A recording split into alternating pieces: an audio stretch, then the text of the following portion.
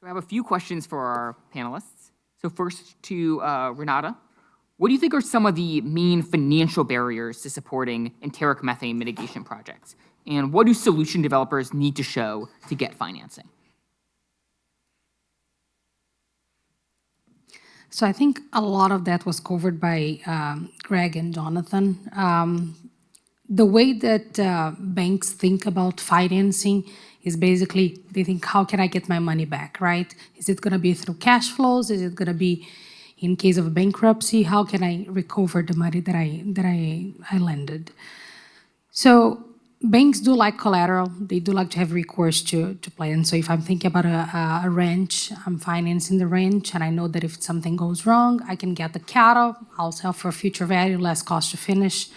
Or if I'm financing a dairy, I can get the plant as collateral, and worst case, I sell the dairy plant, the equipment, and the dairy, and I should be fine. These new projects, it's gonna depend, what am I financing? I mean, am I financing an IP, an equipment? In Europe, in the past, a lot of banks lost money on digesters because the farms are much smaller.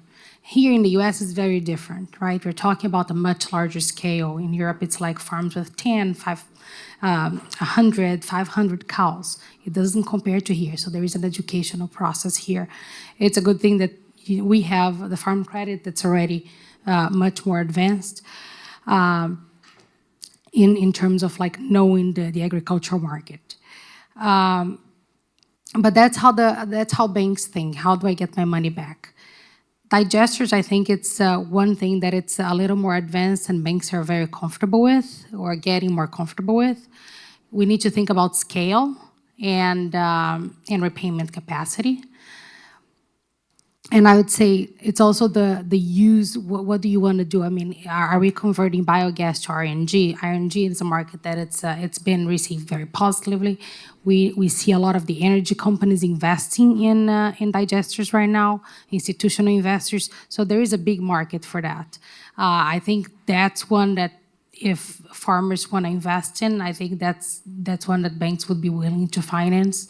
There are a lot of risks involved, but banks will be more comfortable with that.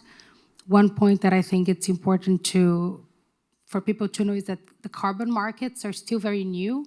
Banks are not 100% comfortable with that yet. They are learning how to navigate this. So no one is really going to rely on that. But the RNG market, if you are in, maybe if you're like an individual farmer, that might be a little small. But if you partner with more farmers, or if you have like a co-op and you partner with other members and you create kind of a platform, that gives a little more certainty because you have like a pool of assets that the bank can rely on. And that can bring some kind of assurance to the bank. And then it's going to depend more on like, well, who are your clients, who are you going to sell to, who are going to be your offtake, how are going to be your offtake contracts. So these are things that all the banks are going to take in consideration. But just one note that I would like to point out on challenges in financing methane. It's also about the challenges of financing beef and dairy in general. I don't know if a lot of you know, but a lot of international banks are not financing beef operations anymore because of reputational risks. And that's very unfortunate, right? I mean, ING is not like that. We are very committed. But this is something that a lot of the European and Asian banks are changing their mindset because the NGOs lobby is so strong. There's so much pressure and so much misleading information out there about how much methane the industry, has. And we had, last year we had Dr. Frank in our event, and we had some of the largest beef and dairy companies together. And the industry is doing an amazing job. Everyone is really pushing for reducing methane, sustainability initiatives, but it's just not out there. So I think the industry we need to bring the industry together and push out that message. Because, I mean, we can't be comparing. Sometimes I receive messages like butchering the planet, and they're comparing beef companies and dairy companies to oil and gas. It's completely unfair. but the lobby that those NGOs has is really strong, and it's already impacting financing of some of these companies. So I think that's a challenge that the industry needs to come together and try to overcome this. Thanks. My next question is for Greg. What kind of demand exists now for agribusinesses to adopt low methane solutions? How do you foresee this evolving in the near future? And building off a comment you mentioned in your speech, what does demand need to look like to get the kind of certainty you need for novel enteric methane solutions?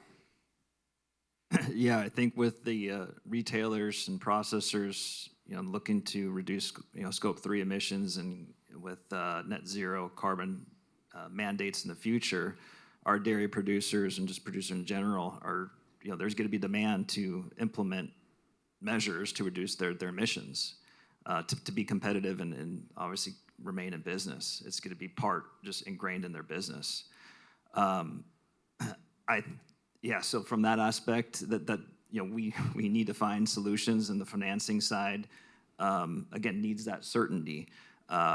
Collaboration, as Renata said, it could be with retailers too, with the processors, providing long-term contracts at fixed prices that could provide certainty for lenders to get involved. Because again, we are low-cost capital providers. We're not venture capitalists. So we need that certainty to make sure that our loans are going to get repaid.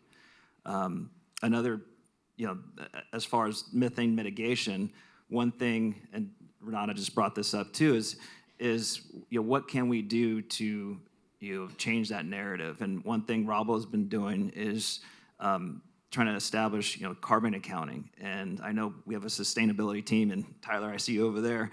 He's part of this in collaboration with the CSU team at AgNext as far as a beef calculator. And I know we have one for dairy. I think it's the Farm ES tool. But we want to provide data that shows our clients are doing good, and so that we can help them tell that story, because they are sustainable. They are doing great things. So establishing those benchmarks and getting that data out there is key, and that's what we're trying to help our clients do. As far as other methane technologies that could be solutions other than dairy, I'll give you an example. Yesterday, I was actually on farm at a dairy, local company here based in Davis. It's Biofiltro. They have a water filtration system utilizing earthworms as another methane mitigation strategy. So it's just part of what Rabo is doing. We're taking a look at that, trying to understand what that technology is and the risk involved to see if potentially we can get involved in financing those projects.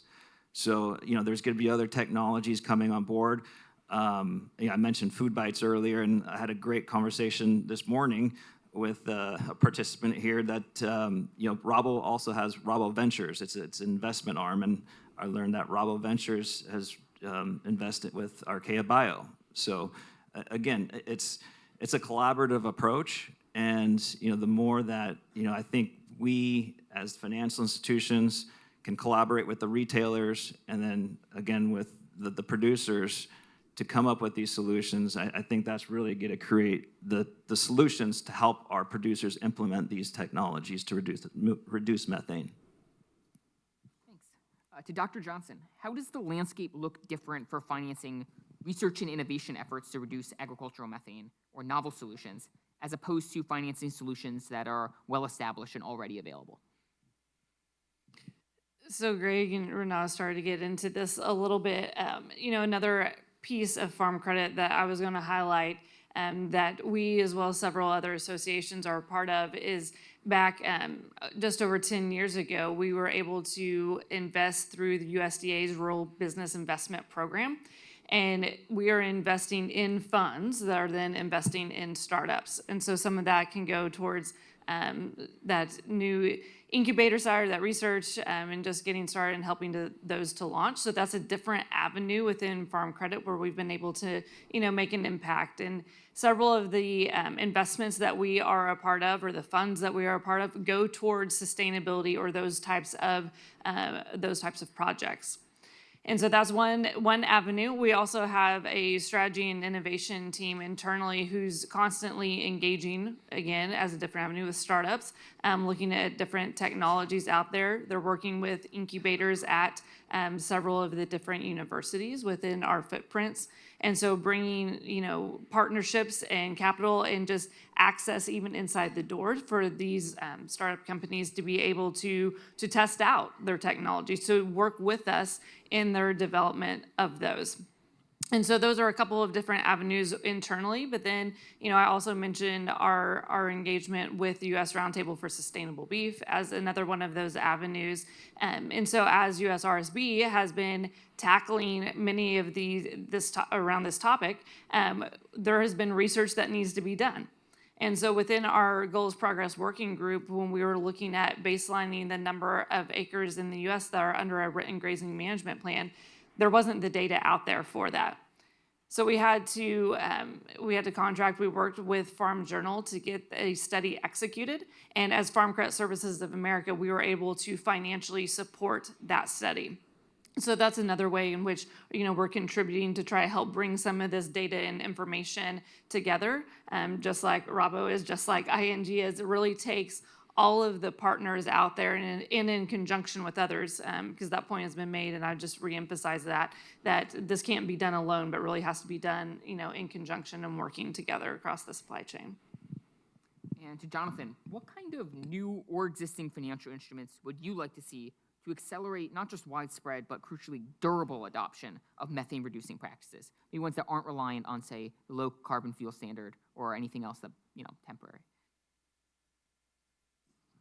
Yeah, as far as thinking about that question, I think, for the projects we already have in place as far as digesters and capturing the methane, I think there needs to be some incentives for, the trucking industry to convert over. I think, the voluntary difference incentive that, I think with, low $2 CNG or RNG prices, diesel gallon equivalent compared to, $4.75 diesel, that there'd be some incentive to convert. We haven't seen that with the trucking fleets.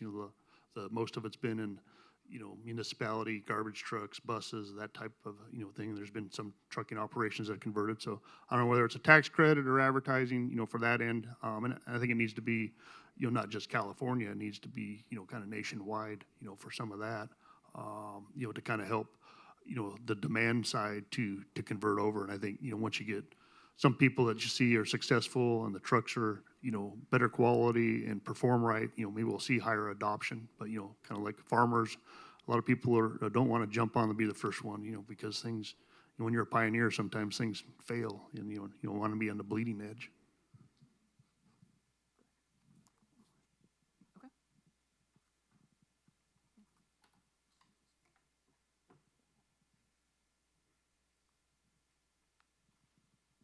Taking organizer's license because I wanted to ask a question, so sorry. We're a little behind time. I just wanted to ask all the panelists here, and I know, again, we're over time, so brief is better.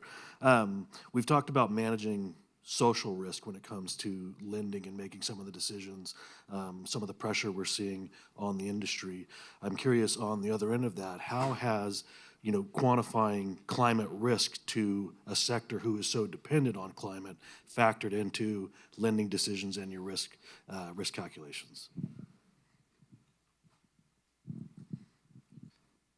I'll just start out.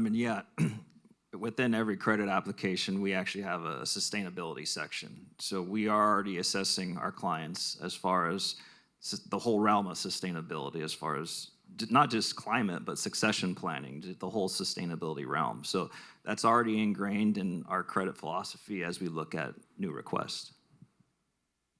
Yeah, for us as well, we have in our credit application, the way that we look at risks when we have a new financing is, okay, how you're going to have a specific subsector, if it's dairy, if it's beef, if it's pork, geographic location, if it's diverse, it mitigates.